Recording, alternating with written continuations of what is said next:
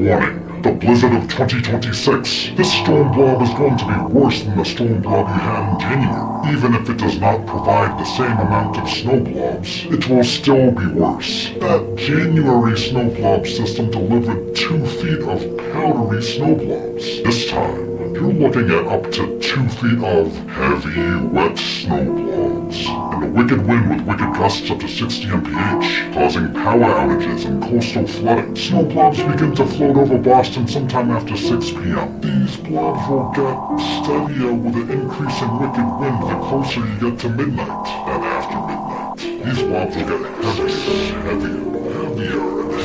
heavier and heavier in the pre-dawn hours of morning. At their heaviest after 2 a.m. Snow blob rates of up to or even over 4 inches per hour. Blizzard conditions. That is by definition. Wicked winds and wicked gusts at less 35 mph causing quarter-mile visibility for at least 3 hours.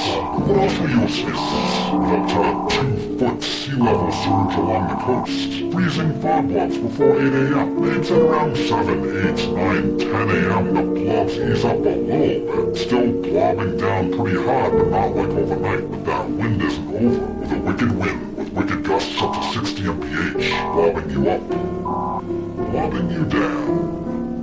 With thick heavy snow blobs, sticking to your power lines and poles, sticking to your trees, making them more likely to fall over with the wicked wind. Power outages are likely Mon-1 into Mon-aft, so keep your external battery banks charged. The snow blob system will taper off in your late Mon-aft, but will still be blobbing you through until the blobs float away at around midnight Mon-night. So prepare yourselves. Make sure you have enough food and weed and beer, and make sure to stay safe.